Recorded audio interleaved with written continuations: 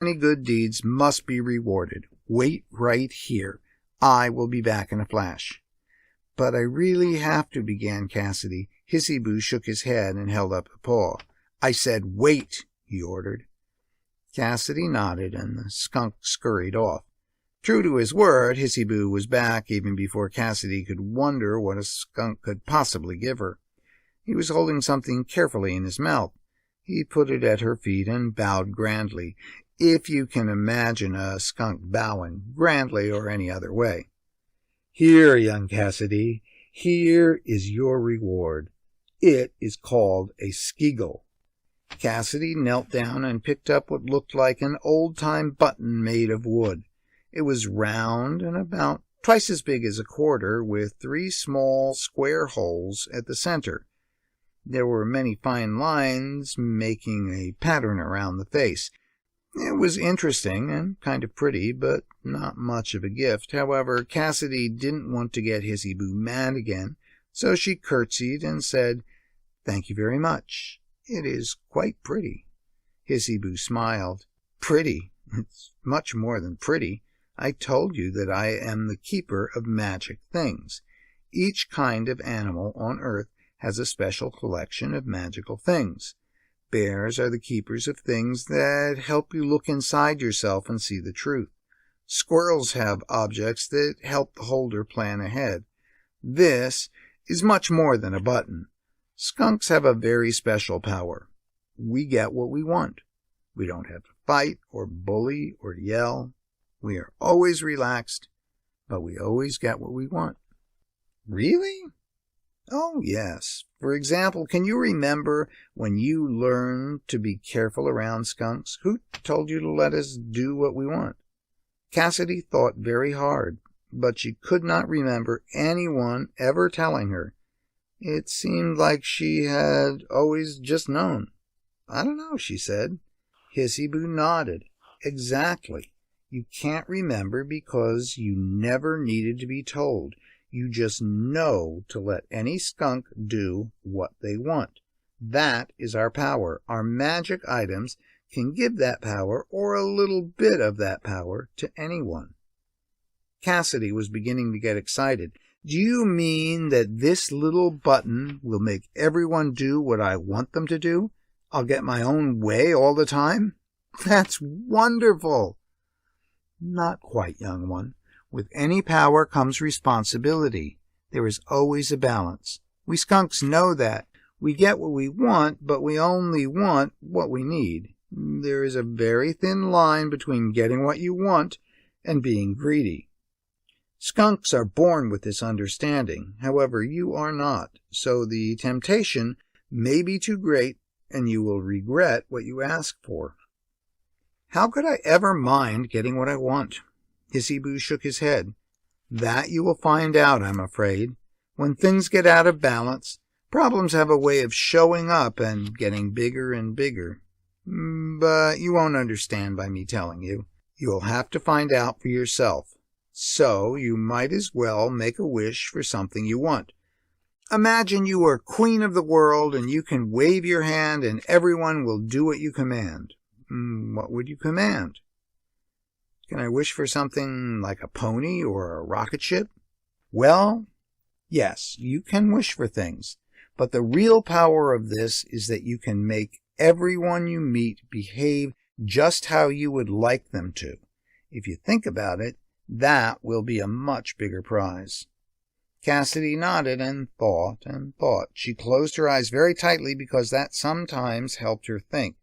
Suddenly her eyes popped open and a smile spilled across her face. "You've decided, I can see," said Hissy Boo. Cassidy nodded, her eyes sparkling. "I want everyone to only serve me chocolate. I want to eat chocolate all the time, for breakfast, lunch, dinner, and snacks. I want it to be the very best chocolate I ever ate, and I don't want anyone to tell me I can't. In fact, I want them to really want me to eat as much as I can. Can this little thing make that happen?" Hissy Boo nodded. "Yes, indeed it can." "What do I do?" Make a very clear picture in your mind of your wish. Cassidy thought very hard and imagined sitting down to dinner and being served a big plate of all different kinds of chocolate. She smiled and nodded. Okay, I've got it. Good. Now repeat the magic words. I wanna, wisha, now please make it be. Give it, get it, let it, make it what I ask for me. What? Hissy Boo repeated it more slowly, and Cassidy paid close attention. With just a few tries, she had the chant memorized. There's one more thing you need to know, and it is very, very important, said Hissy Boo. You cannot tell anyone about the Skiggle. If you do, its power will vanish. What about Linnea? Asked Cassidy. She's my sister, and there's no way she won't find out about it. Hissy Boo considered for a moment. All right, you may tell her, but do not let her hold it. If you do, then you will have a choice. You will either have to turn the power of the Skiggle over to her, or return it to me. If she touches it, you have lost the power. But, began Cassidy, Hissy Boo shook his head. No, that is how it must be. Now it is time.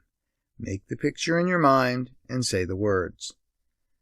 Cassidy sighed and nodded. Then she thought very hard about having everyone serve her chocolate and said, I wanna, wisha, now please make it be. Give it, get it, let it, make it what I ask for me. As she finished, she rocked back and forth a little like she had been spinning and got a little dizzy. She heard a ringing in her ears. She opened her eyes, and the skunk was gone. She thought. Maybe I imagined it, a talking skunk. I must still be sleepy and had a dream. She turned to go inside for breakfast. As she did, she put her hand in the pocket of her coat. She felt something and pulled it out. There, in her hand, was the little carved button. Cassidy shook her head slowly, staring at the object, not sure what it all meant. Then the door opened and Dad was there. Cassidy, it's time to get ready for school. Come on in and get some breakfast. Okay, she called and put the button back in her pocket and hurried up the stairs. Inside, she took off her coat and went into the table. As she sat down, Dad put a plate in front of her. Eat up, he said.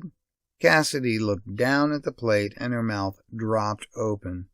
In the middle of the plate was an enormous, thick, gooey brownie, nearly covered with piles of chocolate whipped cream. Rising out of the whipped cream were thin chocolate sticks, and the whole thing was coated with chocolate sprinkles. Around the edge of the plate were 12 different chocolate candies. It looked like a birthday surprise. Dad came back with a big glass. He put it down beside the plate. Chocolate milk. Hurry, Cassidy, it's getting late. Cassidy opened her mouth but couldn't think of what to say. It was the best breakfast she had ever seen. What's wrong? Asked Dad. He looked at Cassidy and then at the plate and then hit the top of his head. Oh, no, I forgot. I'm sorry. Be right back. He hurried out and was back in a flash with a ladle in one hand and a pot in the other. He gave the pot a quick stir, dipped in the ladle, and poured a dark, glistening dollop of luscious chocolate all over everything on the plate. Sorry, sweetie, I don't know how I could forget the gravy. I must be a little tired. Is that enough, or do you want another scoop? Cassidy was so shocked it was hard to answer. It's fine, just like this. Are you sure? There's plenty, and it's important to start the day with a good breakfast. Cassidy smiled. Well, maybe just a little more. Dad nodded and scooped another full dollop of chocolate over everything. Now, get a wiggle on. You've got to get to school. I'll get your lunch ready. Cassidy nodded and dug in. It was the best chocolate she had ever tasted. Thick and sweet and rich. This is going to be perfect, she thought. After that wonderful breakfast, Cassidy ran upstairs. She was so happy she hopped up 2 steps at a time. Remember to brush, called Mom. Cassidy went to the bathroom and got her toothbrush. She reached for her toothpaste and squeezed out a little dab since she didn't much like the taste. It was deep, dark brown. Cassidy looked at it and wrinkled her nose. It must have gone bad, she thought, and took a sniff. Chocolate. The toothpaste wasn't toothpaste at all. It was creamy chocolate.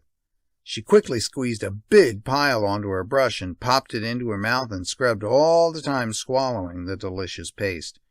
She finished and hurried into her room. Her clothes were already out on the chair. Mom or Dad always helped her and Linnea pick out their clothes the night before because mornings were usually too short before it was time to go to school. She pulled on her clothes and bounced down on the bed to pull on her socks and shoes. "Owie wowie! No squeezy Herbie foot," came a sharp voice from under the pile of covers. Cassidy bounced right off the bed like she had sat on a fork. She turned around. The pile of covers was definitely bigger than it had been before, and it was quivering. Strange whining sounds were coming from under the blanket.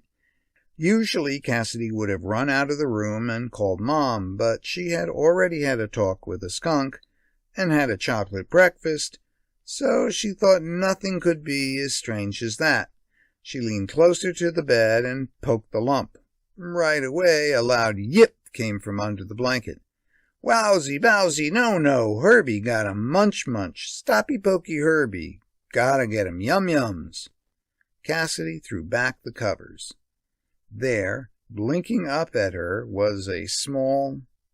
Well, she wasn't sure what it was. It was about the size of her two hands if she cupped them together. It was bright blue, shaggy, and soft-looking. It had yellow, skinny legs with round little feet, no arms, little pointy red ears, a single big round eye that was rotating all around, looking at her room, and a wide mouth stretched into a grin. Strange, most definitely. Scary? Not at all. "What are you?" asked Cassidy, reaching out to poke the furry little thing. Something about the fluffy, chubby blue roundness made her want to give it a squeeze.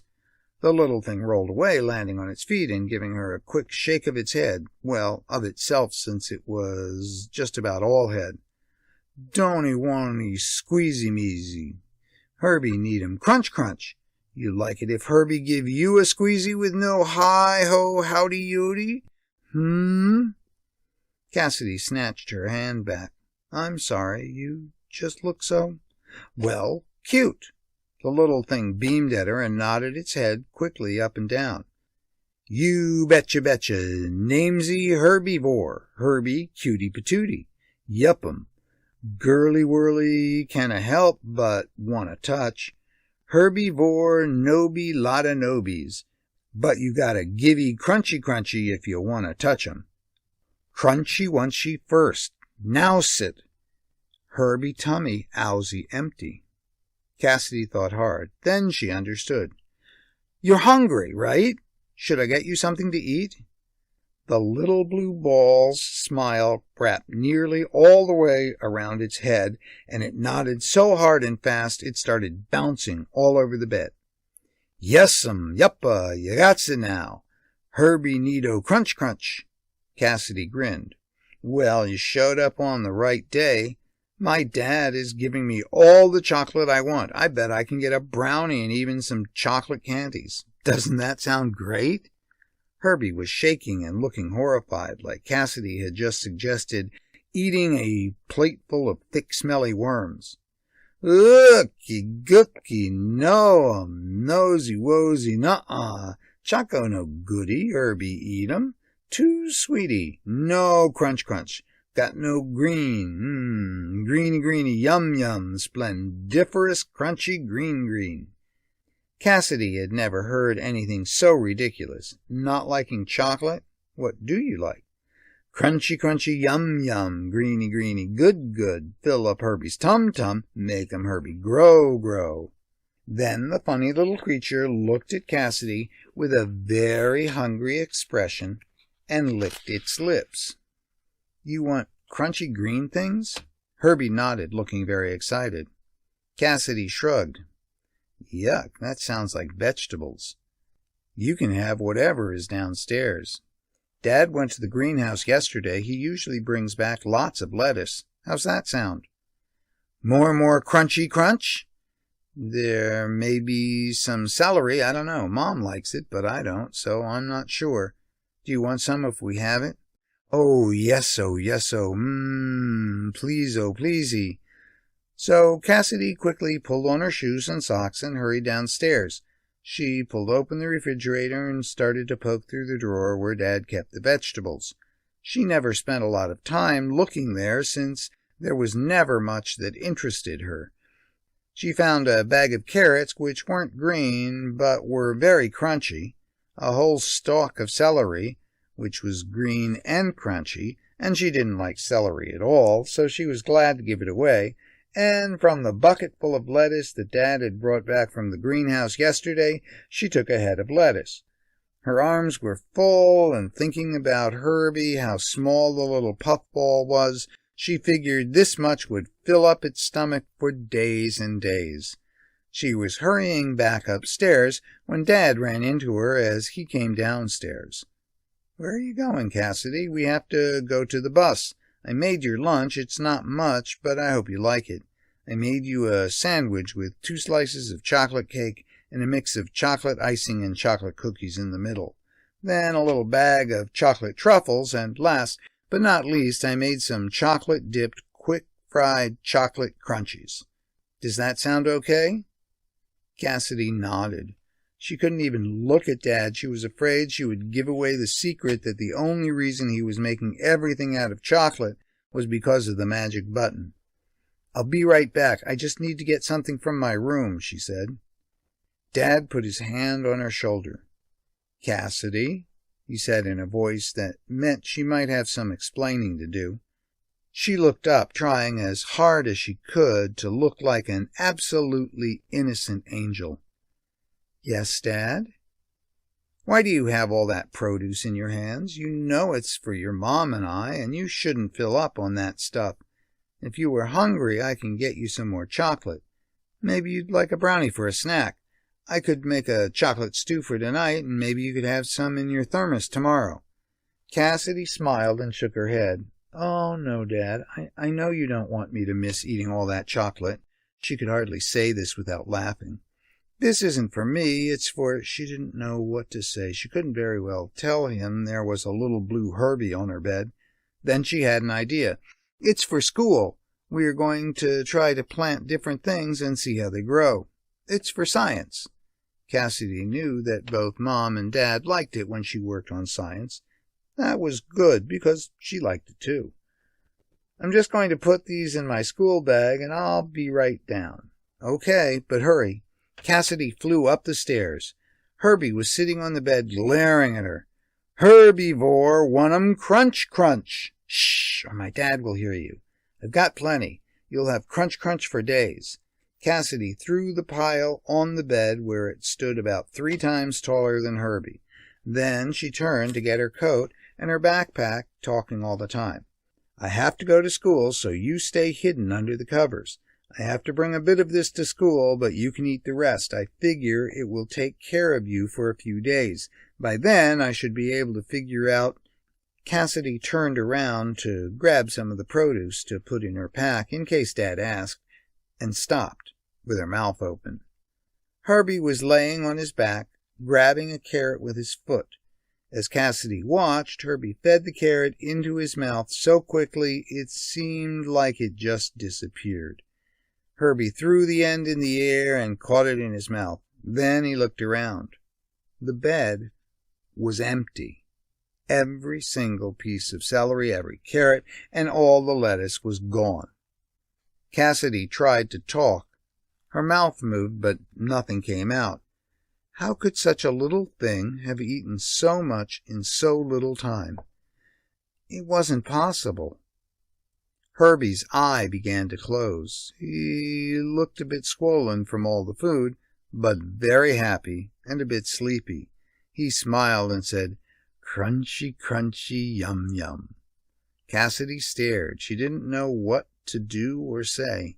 Then she heard Dad call from downstairs, "Cassidy, now! We have to leave now or you will miss the bus." Cassidy grabbed a sweater and stuffed it into her pack so it would look like she had the produce in her pack. She threw the blanket over Herbie, who was already starting to snore. She hurried out, closing the door firmly behind her. "Coming," she called, and started downstairs to the bus and school, hoping that she could figure out what to do about a hungry little herbivore by the time she got home. To be continued.